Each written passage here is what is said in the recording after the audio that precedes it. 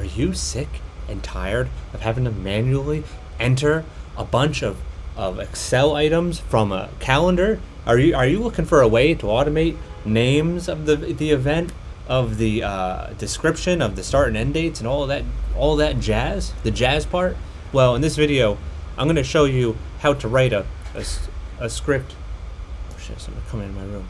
That automatically pulls out all of your calendar items without your just automatically with the click of a button. This great run button, and you can add this button up here if you want to. I just put it here for ease of use, and then it pulls these tags out, separates them by a comma. Awesome. And I'll show you the calendar. So this is the calendar item. It's called Make YouTube Videos. That occurs every Friday, and it's got these cool tags like awesome, this tag, healthy, and fitness. And when I run this script, every time it's run, it just clears the sheet out. And you can see here, it's this weekly task. It gets populated. If you had a bunch of items, it'd be just like that. So anyway, let's open up AppScript. So to get here, to build this, well, first, I'll show you how the button works. Here's how the button works. You assign it. You right-click it, and you click those three dots, and you assign it a script. Import calendar events. That name lines up with this function here, and then this function is what's actually populating each row. So we start by creating the variable of calendar ID, and then we pass it to calendar_app.getCalendarById, and then we load in the events, and that's cal.getEvents, and it has a start date and an end date. So these are objects. And then it sets the sheet.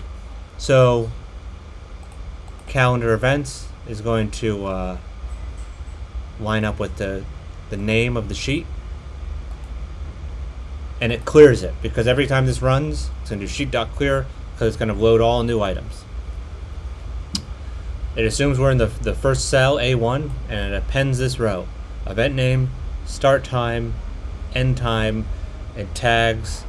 I could do something else like smiles. Let's add the smiles row.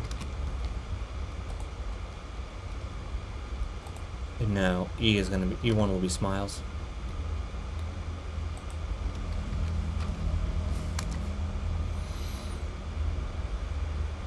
And if you remember here, we created this variable.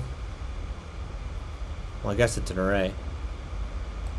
For var I equals 0, I is less than events.length, I++. What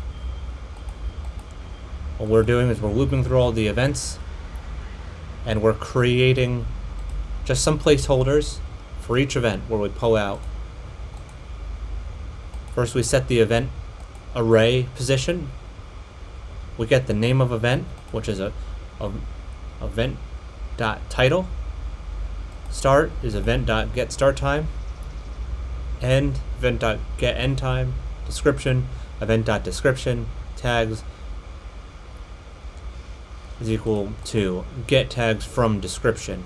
But this is actually a different function we've created.